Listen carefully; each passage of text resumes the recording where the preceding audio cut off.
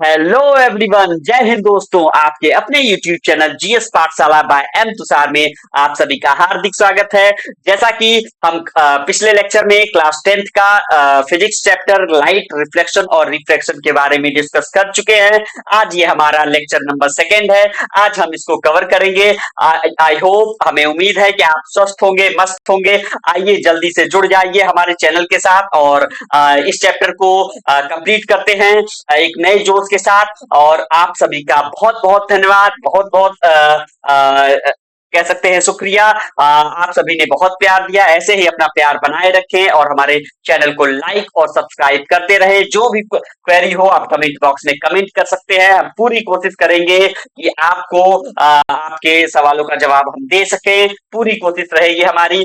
जैसा कि हमने शॉर्ट्स वीडियोस भी डालना स्टार्ट कर दिया है और जो भी शॉर्ट ट्रिक्स है वो आपको आपके आप तक पहुंचाने की पूरी कोशिश करेंगे और आपको नए नए शॉर्ट ट्रिक्स हम बताएंगे ताकि आपके नॉलेज में बढ़ोतरी हो, इंक्रीमेंट हो। चलिए बिना देर किए हुए हम चैप्टर को स्टार्ट करते हैं। हमारा चैप्टर है लाइट रिफ्लेक्शन एंड रिफ्रैक्शन। हमारा लास्ट टॉपिक था स्फेरिकल मिरर के बारे में डिस्कस करेंगे। स्फेरिकल मिरर के बारे में डिस्कस करने से पहले हम इस टर्म को जान लेते हैं कि स्फेरिकल मिरर होता क्या है। स्फेरिकल मिरर मिरर के बारे में जैसा कि आप बेसिक जानते ही होंगे, घरों में आप सभी के प्लेन मिरर का यूज होता है। तो आप इसी के अकॉर्डिंग जान सकते हैं कि मिरर इट मींस कि जिसका एक सरफेस पॉलिश हो और दूसरा सरफेस कैसा हो, रिफ्लेक्टिंग सरफेस हो। चलिए पूरे जोश के साथ हम इस चैप्टर को स्टार्ट करते हैं।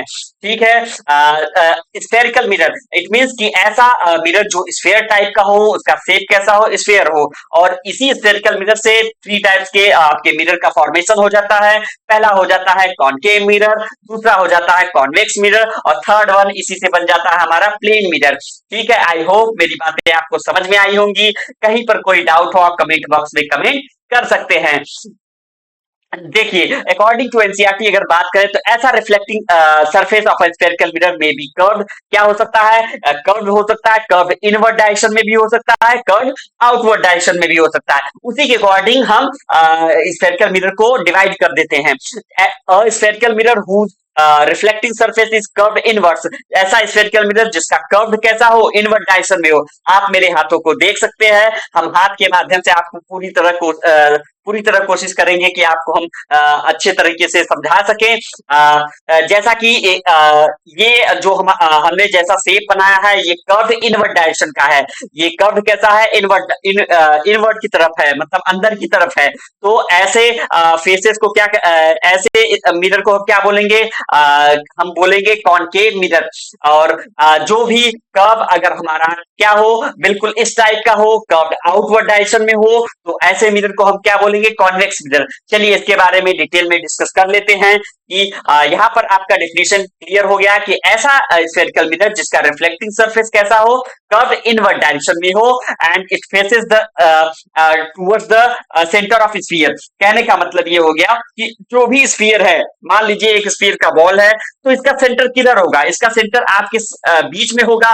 बिल्कुल। तो हमने हमने इसको डिवाइड कर लिया ऐसे, तो डिवाइड कर लिया तो ये हमारा कौन सा मिरर बन गया, ये हमारा कॉनकेव मिरर बन गया। तो अब हमारा सेंटर किधर था भाई, जो पूरे स्फीयर का सेंटर होगा वही इस कॉनकेव मिरर का भी सेंटर होगा। क्यों? क्योंकि ये स्फेरिकल मिरर का ही पार्ट है। हमने इसको क्या कर दिया, कट करके अलग कर दिया। तो इट मींस कि ये हमारा क्या है, स्फेरिकल मिरर का पार्ट है। तो स्फेरिकल मिरर का जो भी सेंटर होगा, जैसे इसका सेंटर बीच में था, तो इट मींस कि इसका भी सेंटर क्या होगा, लेफ्ट हैंड साइड होगा। ठीक है। आप भी ऐसा अपने हाथ को ऐसे शेप में लाके आप समझ सकते हैं कि किस टाइप का मिरर और उसका सेंटर किस डायरेक्शन में बन रहा है। तो कहने का मतलब ये हो गया कि जो भी कॉनकेव मिरर है तो उसका जो शेप, उसका जो कर्व इनवर्स रहेगा वो किस तरफ रहेगा, सेंटर ऑफ स्फीयर के तरफ। तो ऐसे मिरर को हम क्या बोलेंगे, कॉनकेव मिरर बोलेंगे। आई होप मेरी बातें आपको समझ में आई होंगी। कहीं पर कोई डाउट लगे तो आप कमेंट बॉक्स में कमेंट कर सकते हैं। यहाँ पर फिगर के माध्यम से हम समझाने की कोशिश करेंगे कि ये जो मिरर है, ये जो मिरर आप देख रहे हैं, ये हमारा जो मिरर है उसको ये जो मिरर है इसको हम बोलेंगे कॉनकेव मिरर। कैसा मिरर है? ये कॉनकेव मिरर है। इसका आउटर सरफेस कैसा है? आउटर सरफेस पॉलिश्ड कर दिया गया है। इट मींस कि इसके आउटर सरफेस पे क्या कर दिया गया? सिल्वर कलर की कोटिंग कर दी गई है, ताकि एक सरफेस इसका रिफ्लेक्टिंग बन सके और दूसरा सरफेस कैसा हो जाए? पॉलिश्ड हो जाए। इट मींस कि वन साइड रिफ्लेक्टिंग हो जाए, ताकि जो भी हम ऑब्जेक्ट देखना चाहें मिरर में उसको आसानी से देख सके, या ये कह सकते हैं कि जो भी लाइट रे आए वो रिफ्लेक्ट हो जाए। तो ऐसे सरफेस को हम क्या बोलेंगे? रिफ्लेक्टिंग सरफेस बोलेंगे। और दूसरे वाले सरफेस को क्या बोलेंगे? पॉलिश सरफेस बोलेंगे। ठीक है, आई होप कि मेरी बातें आपको समझ में आई होंगी। चलिए नेक्स्ट हम डिस्कस करते हैं कि कॉन्वेक्स मिरर के बारे में। चलिए, कॉन्वेक्स मिरर क्या है? जिसका कर्व्ड आउटवर्ड डायरेक्शन में हो। जैसे यहाँ आप देख सकते हैं, ये जो है एक सेकेंड, हम आपको पेन के माध्यम से बताने की कोशिश कर रहे हैं। ये ये आप देख, सॉरी, ये जो मिरर है ये आपका कॉन्वेक्स मिरर है। ठीक है, और कॉन्वेक्स मिरर कहने का मतलब क्या है कि इसका जो भी सरफेस है, जो भी कर्व है, वो आउटवर्ड डायरेक्शन में है, और इसका जो रिफ्लेक्टिंग सरफेस होगा वो भी आउटवर्ड आउट कह सकते हैं कि अपर सरफेस इसका क्या हो सकता है? रिफ्लेक्टिंग होगा। और इनर सरफेस क्या कर देते हैं? इसको पॉलिश कर देते हैं, ताकि इनर सरफेस से हम कोई भी सोर्स ऑफ लाइट रिफ्लेक्ट ना हो। तो ऐसे मिरर को हम क्या बोलेंगे? कॉन्वेक्स मिरर बोलेंगे। जिसका इनर साइड हम क्या करते हैं? जिसका इनर साइड हम पॉलिश कर दें, आउटर सरफेस जो देख रहे हैं, इस आउटर सरफेस को हम क्या कर देंगे? आउटर सरफेस को हम रिफ्लेक्टिंग सरफेस कर बना देंगे। और जो भी light source left hand side से आएंगी वो इससे टकरा के डाइवर्ज हो जाएंगे। ऐसा क्यों है? क्योंकि इसका जो सरफेस है वो इनवर्ड ना होके आउटवर्ड है। इस वजह से जो भी लाइट रे आएगी वो स्प्रेड हो जाएंगी, डाइवर्ज हो जाएंगी। इस वजह से ऐसे मिरर को हम क्या बोलते हैं? डाइवर्जिंग मिरर भी बोलते हैं। तो कॉन्वेक्स मिरर आपको कहीं दिया हो, या कहीं पर आपको डेफिनेशन में दे दिया गया हो डिफाइन डाइवर्जिंग मिरर, तो वहां पर आपके दिमाग में तुरंत क्लिक कर जाना चाहिए कि किस मिरर के बारे में डिस्कस कर रहे हैं। हम डिस्कस कर रहे हैं कॉन्वेक्स मिरर के बारे में। ठीक है, आई होप मेरी बातें आपको समझ में आई होंगी। और कॉनकेव मिरर को क्या बोलेंगे? कॉनकेव मिरर क्या हो सकता है? Concave mirror converging mirror. क्यों? क्योंकि जो भी लाइट रेज आएगी वो क्या हो जाएंगी, क्या होंगी? जो भी लाइट रेज आएंगी वो इनवर्ट इसके रिफ्लेक्टिंग सरफेस से टकरा के, और वो लाइट रेज क्या हो जाएंगी? कन्वर्ज हो जाएंगी, एक ही पॉइंट पे मिलने की कोशिश करेंगी। तो ऐसे मिरर को हम क्या बोलेंगे? कॉनकेव मिरर बोलेंगे। आई होप मेरी बातें आपको समझ में आई होंगी। ठीक है, चलिए नेक्स्ट स्टार्ट करते हैं। जैसा कि एग्जांपल हम ले सकते हैं कि अपने घरों में हम लोग स्पून का यूज करते हैं। अरे भाई, चम्मच का यूज करते हैं खाना खाने के लिए। तो उस चम्मच का जो शेप है, जो स्पून का शेप है, वो कैसा होता है? वो शेप कैसा होता है? बिल्कुल कर्व जैसा होता है। तो अगर कर्व हम उसको उसमें अपना फेस देखने की कोशिश करें तो हमको दिखाई देगा, थोड़ा थोड़ा हल्का हल्का धुंधला धुंधला दिखाई देता है, जिससे हम समझ सकते हैं कि वो कैसा शेप बना रहा है? कॉनकेव मिरर का शेप बना रहा है। ठीक है, तो अगर बल्ब इनवर्स डायरेक्शन में है तो इट मींस कि हम समझ जाएंगे वो कॉनकेव मिरर है। आउटवर्ड है तो इट मींस कि कॉन्वेक्स है। ठीक है, चलिए नेक्स्ट हमारा जो टर्म है, इसमें कुछ टर्म्स भी दिए गए हैं। जैसे कि हमने बताया अभी अभी आपको कि सेंटर के बारे में। तो जो स्फीयर का सेंटर होगा वही कॉनकेव मिरर का भी सेंटर होगा, वही कॉन्वेक्स मिरर का भी सेंटर होगा। तो जिसको हम क्या बोलते हैं? सेंटर ऑफ कर्वेचर बोलते हैं। ठीक है, चलिए इसके बारे में डिस्कस थोड़ा सा कर लेते हैं कि क्या क्या है। सेंटर ऑफ द डेफिनेशन भी देख लेते हैं। The centre of the reflecting surface of a spherical mirror is called pole. ये तो पोल के बारे में डिस्कशन किया गया है कि पोल क्या है। सेंटर ऑफ कर्वेचर तो मैंने बता ही दिया कि बेसिकली अभी आगे हम देख लेते हैं कि वो डेफिनेशन दिया होगा आपको। ठीक है, हम तब तक पोल के बारे में जान लेते हैं। सेंटर ऑफ कर्वेचर तो आई होप कि मुझे लगता है कि ये बातें आपको समझ में आ गई होगी, क्योंकि जो कॉनकेव मिरर देख लीजिए, कॉनकेव मिरर है तो कॉनकेव मिरर जिस तरफ उसका फेस है तो उसी डायरेक्शन में क्या है? उसी डायरेक्शन में सेंटर ऑफ कर्वेचर है। इट मींस की सेंटर है, क्योंकि उसी डायरेक्शन में स्फीयर का भी सेंटर होता है, तो उसी डायरेक्शन में उसका सेंटर ऑफ कर्वेचर भी होगा। ठीक है, नेक्स्ट हम देखते हैं पोल के बारे में। Centre of the reflecting surface, जो रिफ्लेक्टिंग सरफेस है, जैसे ये कॉनकेव मिरर है, ठीक है, ये कॉनकेव मिरर है हमारा, तो ये पूरा कॉनकेव मिरर, इसका मिड पॉइंट जहां पर होगा, मिड पॉइंट तो आप समझ रहे होंगे कि ऐसा पॉइंट जो इक्वली इक्वली दो पार्ट में इस मिरर को डिवाइड कर दे, तो ऐसा पॉइंट ही हमारा क्या हो जाएगा, मिड पॉइंट हो जाएगा। तो मिड पॉइंट पे ही, मिड पॉइंट को ही क्या बोलेंगे, पोल बोलेंगे, ठीक है, जिसको किससे डिनोट करते हैं, कैपिटल पी से डिनोट करेंगे। It lies on the surface of the mirror, ये कहां पे लाई करेगा, मिरर के सरफेस पे। चलिए नेक्स्ट हम देखते हैं, the reflecting surface of the spherical mirror forms part of sphere, this sphere has a centre, और इसी पॉइंट को क्या बोलते हैं, centre of curvature of that इस स्फेरिकल मिरर, और इसको कैपिटल सी से डिनोट करते हैं। अभी अभी आपको वही यही बातें हमने समझाई हैं कि ऐसे मिरर को हम क्या बोलेंगे, ऐसे मिरर को सॉरी ऐसे पॉइंट को हम क्या बोलेंगे, सेंटर ऑफ कर्वेचर बोलेंगे, ठीक है। जैसा कि हम देखते हैं कि यहाँ पर एक पॉइंट है, ये भी आप नोट कर लीजिएगा, जो इंपॉर्टेंट पॉइंट है एनसीईआरटी के लाइन वाइज लाइन जो भी टॉपिक है हम सब क्लियर करेंगे।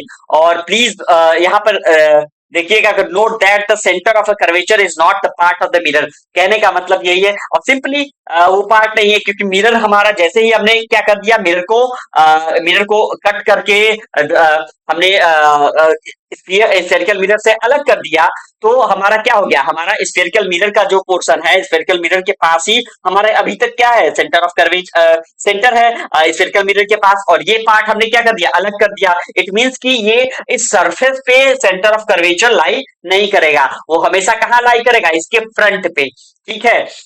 तो आई होप कि मेरी बातें आपको समझ में आई होंगी। और कॉन्वेक्स मिरर पे किधर सेंटर ऑफ कर्वेचर लाई करेगा, वो हमेशा पीछे की तरफ, हमेशा पीछे की तरफ, क्योंकि यहाँ पे इनवर्ट डायरेक्शन में सॉरी जो कॉन्केव मिरर का इनर साइड है उसको हमने पॉलिश कर दिया है, आउटर सरफेस को क्या कर देंगे, रिफ्लेक्टिंग सरफेस, तो हमेशा किधर रहेगा, हमेशा centre of curvature opposite direction में, जो रिफ्लेक्टिंग सरफेस है कॉन्वेक्स मिरर के, उसके अपोजिट डायरेक्शन में बिहाइंड द मिरर कह सकते हैं कि वहां पर हमारा सेंटर ऑफ कर्वेचर लाई करेगा, ठीक है। हमें उम्मीद है कि आपको मेरी बातें समझ में आई होंगी। पूरे जोश के साथ चलिए कंटिन्यू करते हैं इस क्लास को, इस लेक्चर को, और आप सभी से एक रिक्वेस्ट है कि आप सभी इस जो लेक्चर है उसको आप लाइक भी करिए, सब्सक्राइब भी करिए, और इसको जितना शेयर कर सके उतना शेयर करिए अपने दोस्तों में, ताकि हमारी बातें वहां तक डिलीवर हो सके। जो भी नॉलेज मेरे पास है मैं उसे डेडिकेट कर सकूं आप सभी को,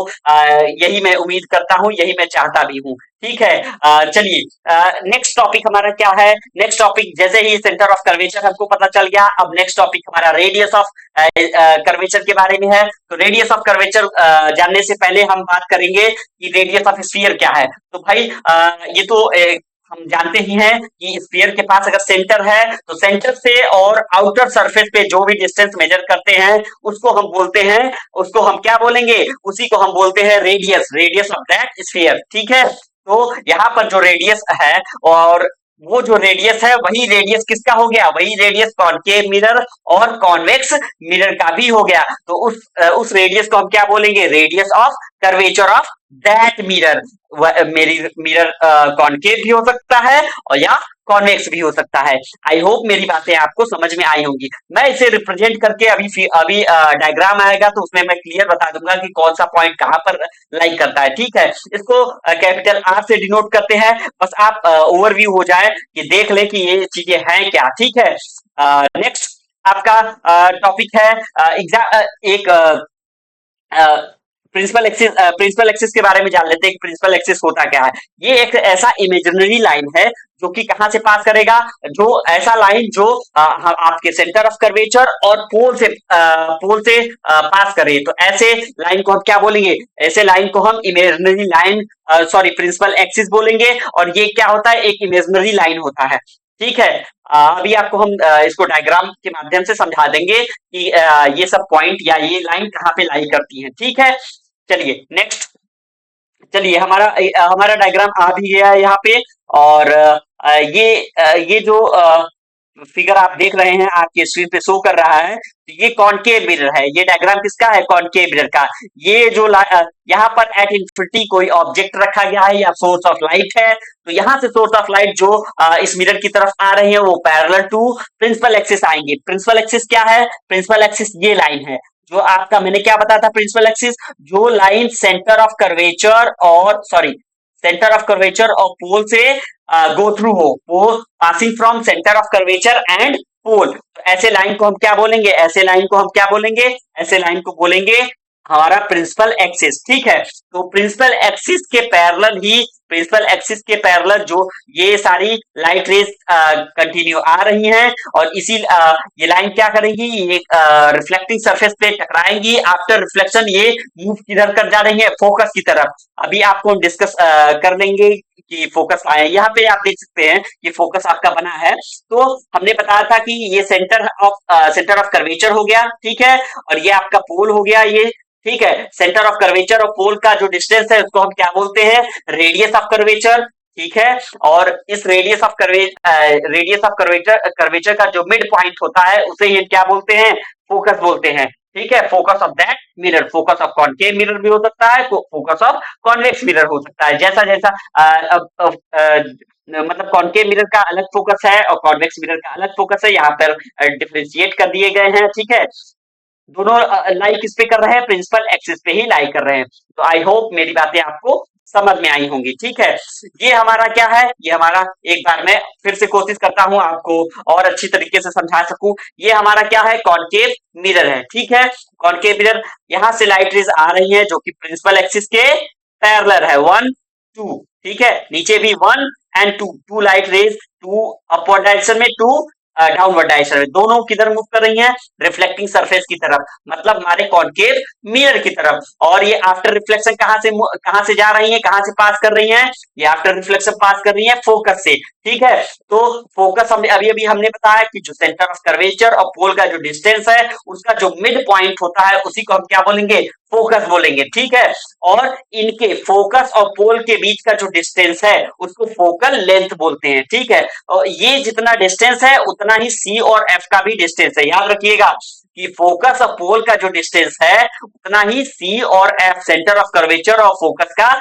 डिस्टेंस है। दोनों डिस्टेंस इक्वल है, दोनों लेंथ इक्वल है। तो हम क्या बोलेंगे, फोकस और पोल के बीच का जो डिस्टेंस है उसको focal length of that mirror. ठीक है, या कॉनकेव मिरर है तो कॉनकेव मिरर का फोकल लेंथ हो गया। ठीक, जिसको स्मॉल एफ से डिनोट करते हैं, और प्रिंसिपल फोकस या फोकस वो कैपिटल एफ से डिनोट किया जाता है। ठीक है, चलिए नेक्स्ट हमारा क्या है कि आई होप कि मैंने सारे टर्म इधर क्लियर कर दिए हैं। और एक एक और टर्म है, ये एपर्चर आपका आएगा आगे। तो एपर्चर देखते हैं, ये एम और एन का जो डिस्टेंस है, जो ये रिफ्लेक्टिंग सरफेस का जो डिस्टेंस है, इसका डायमीटर है, इसी को हम बोलते हैं एपर्चर। ठीक है, तो ये टर्म आगे आएगा, अभी हम उसके बारे में भी डेफिनेशन पढ़ लेंगे आपके सामने।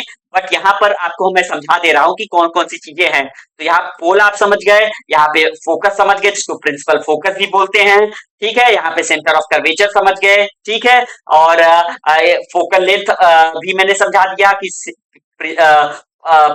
सॉरी, पोल और फोकस के बीच का जो डिस्टेंस है इसको फोकल लेंथ बोलते हैं। ठीक, और रेडियस ऑफ कर्वेचर की अगर बात करें तो सी और पी का जो डिस्टेंस है, सेंटर ऑफ कर्वेचर और पोल का जो डिस्टेंस है, इसको ही हम क्या बोलेंगे, इस डिस्टेंस को हम क्या बोलेंगे, रेडियस ऑफ कर्वेचर। ठीक है, आई होप मेरी बातें आपको समझ में आई होंगी। कहीं पर कोई डाउट हो तो आप निश्चिंत बिना झिझक के तुरंत क्वेश्चन पूछ सकते हैं। हम पूरी कोशिश करेंगे आपके प्रॉब्लम को सॉल्व करने की। ठीक है, चलिए ये देखते हैं, जैसा कि अभी अभी हमने डिस्कस किया कि ये तो हमारा कॉनकेव मिरर था। अब जो ऊपर की तरफ ये डायग्राम दिया है, अब ये जो डायग्राम है वो हमारा क्या है, ये कॉन्वेक्स मिरर है। ठीक है, तो कॉन्वेक्स मिरर मैंने क्या बताया था कि ये ऐसा मिरर जिसका इनवर्ट जो सॉरी जो इनवर्ट डायरेक्शन है, यहाँ जो इनवर्ट एरिया है उसको हम क्या कर देते हैं, उसको हम पॉलिश कर देते हैं,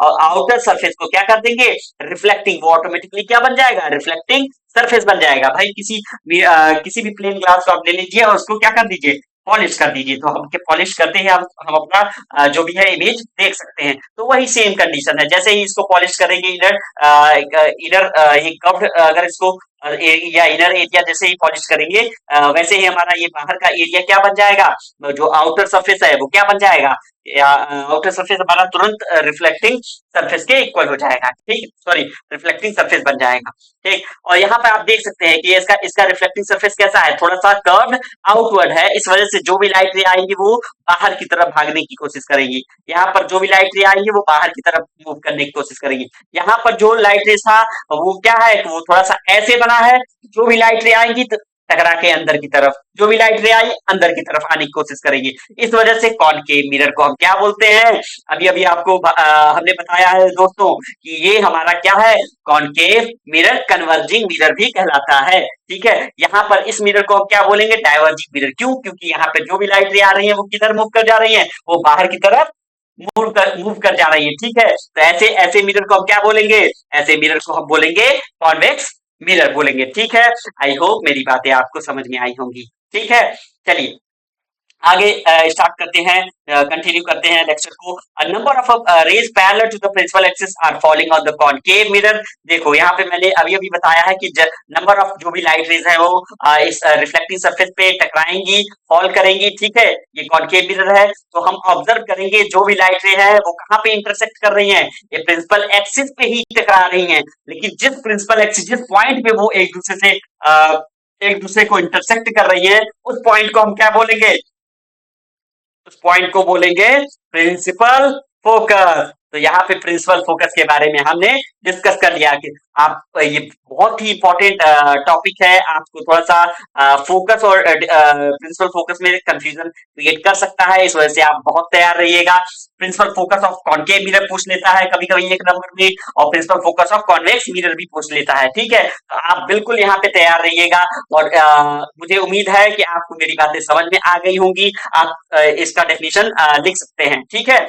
तो the point is called the principal focus of the concave mirror, इसी पॉइंट को क्या बोलेंगे, principal focus of concave mirror. ऐसे ही हमारा सेकंड है कि जो भी रेज इंफिनिटी से पैरेलल टू प्रिंसिपल एक्सिस आ रही हैं, किस किस मिरर पे, कॉन्वेक्स मिरर पे, तो वो भी क्या कर रही है, वो डाइवर्ज तो हो रही है, डाइवर्ज होने के बाद कहीं पर मीट कर रही हैं, नहीं मीट कर रही। इट मींस कि उनको पीछे की तरफ हम मूव कराने की कोशिश करेंगे, पीछे की तरफ डॉटेड लाइन से, यहाँ पे देख सकते हैं आप कि पीछे की तरफ डॉटेड लाइन से इनको मिलाने की कोशिश कर दी गई है, और करने के बाद जैसे ही ये एक दूसरे को इंटरसेक्ट करते हैं, तो जिस पॉइंट पे इंटरसेक्ट करेंगे उस पॉइंट को क्या बोलते हैं, principal focus of convex mirror बोलेंगे, ठीक है। और ये इसको हम कहते हैं क्या, ये वर्चुअल इमेज का फॉर्मेशन कर जाता है, ठीक है। ऐसे इमेज का फॉर्मेशन वर्चुअल, क्यों, क्योंकि आगे की तरफ ये जिधर मूव कर रही है उधर कहीं पर ये आफ्टर रिफ्लेक्शन कोई भी लाइट रेज एक दूसरे को कट करती हुई नजर नहीं आएगी। और इमेज का रूल ही है कि कोई भी इमेज का फॉर्मेशन तभी होता है जब वो आफ्टर रिफ्लेक्शन, अगर ऑब्जेक्ट या सोर्स ऑफ लाइट से जो भी ऑब्जेक्ट या सोर्स ऑफ लाइट से जो भी लाइट आती है और रिफ्लेक्टिंग सरफेस पे टकराती हैं, आफ्टर उनके रिफ्लेक्शन, आफ्टर टकराने के बाद बाउंस बैक रिफ्लेक्शन, मैंने बताया था कि आफ्टर बाउंस बैक, आफ्टर टकराने के बाद अगर दो लाइट रेज या उससे ज्यादा लाइट रेज एक दूसरे को अगर जहां पर कट करती है, जहां पर इंटरसेक्ट करती है, ऐसे पॉइंट पे हमारा इमेज का फॉर्मेशन हो जाता है। और ऐसे इमेज का फॉर्मेशन जहां पर ये टकराएंगे वहीं पर हमारा इमेज का फॉर्मेशन हो जाएगा। तो कॉन्वेक्स मिरर में क्या है दोस्तों, कि कॉन्वेक्स मिरर में कहीं पर भी कोई लाइट रे आगे चल के मिलती हुई नजर नहीं आ रही है। ये क्या हो रही है कि वो डाइवर्ज इट मींस कि ये फैल रही हैं। अगर जितना ज्यादा ये फैलती जाएंगी, इट मींस कि इनके लाइट रेस के बीच में जो डिस्टेंस है वो काफी बढ़ता जाएगा, बिल्कुल ऐसे इंक्रीज करता जाएगा, और वो कहीं पर मिलने की संभावना नहीं है। इस वजह से उनको पीछे की तरफ डॉटेड लाइन से मिला दिया गया है, ताकि वो किसी एक पॉइंट पर जाके मिल जाए, जहां जिस पॉइंट पे वो जाके मिल जाएंगी उस पॉइंट को हम क्या बोलते हैं, वहीं पर हमारा क्या हो जाता है, इमेज का फॉर्मेशन हो जाता है।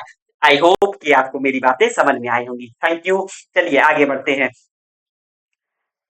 और इस पॉइंट को किससे डिनोट करते हैं, कैपिटल एफ से, बता ही दिया, आपको मैंने समझा भी दिया डायग्राम दिखा के, ठीक है। The distance between the pole and principal focus of a spherical mirror, ये भी अभी अभी आपको डिस्कस कर दिया है कि जो डिस्टेंस होता है प्रिंसिपल फोकस जो कैपिटल एफ है, और पोल और कैपिटल एफ के बीच का जो भी डिस्टेंस है, उनके बीच का जो डिस्टेंस होता है, उसी डिस्टेंस को हम क्या बोलते हैं, फोकल लेंथ बोलते हैं, जिसको किससे डिनोट करेंगे भाइयों, स्मॉल एफ से डिनोट करेंगे। ठीक है, आई होप मेरी बातें आपको अच्छी लगी होंगी, समझ में आई होंगी, मुझे उम्मीद है। चलिए पूरे जोश के साथ फिर से क्लास को कंटिन्यू करते हैं। और अभी अभी अपर्चर के बारे में आपको डिस्कस कर दिया है पिछले उसमें, कि जो डायमीटर होता है रिफ्लेक्टिंग सरफेस का स्फेरिकल मिरर का, उसे ही हम क्या बोलते हैं, एपर्चर बोलते हैं। उसे क्या बोलेंगे, उसे ही हम एपर्चर बोलते हैं। ये जो डायमीटर है, ये जो डायमीटर है, इसको क्या बोलेंगे, एपर्चर बोलेंगे। ठीक है, अ, चलिए आगे एक रिलेशनशिप आता है किसके बीच में, रेडियस ऑफ कर्वेचर और फोकल लेंथ के बीच में। तो यहाँ पर आपको अभी अभी हमने दिखाया है, डायग्राम के माध्यम से आपको समझाने की कोशिश कर रहा हूं मैं, कि ये जो हमने देखा, हमने क्या बताया, या यहाँ पर भी देख सकते हैं, जो पोल है और सेंटर ऑफ कर्वेचर, इस डिस्टेंस को क्या बोलते हैं, इस डिस्टेंस को कैपिटल आर बोलते हैं। कैपिटल आर इट मींस की रेडियस ऑफ कर्वेचर। इतना तो आपको समझ में आ गया होगा। ठीक है, और ये पोल और एफ का जो डिस्टेंस है, इसको बोलते हैं स्मॉल एफ, मतलब इट मींस की फोकल लेंथ। ठीक, और जितना ये डिस्टेंस है, मैंने क्या बताया था कि फोकस, प्रिंसिपल फोकस कहाँ है, इस लाइन के सी और पी के बीच, सॉरी सी और पी का जो मिड पॉइंट है, उसी को क्या बोलते हैं, उसी को प्रिंसिपल फोकस बोलते हैं। ठीक, तो ये जो डिस्टेंस है पी और एफ, इसको बोलते हैं स्मॉल एफ, इट मींस की फोकल लेंथ।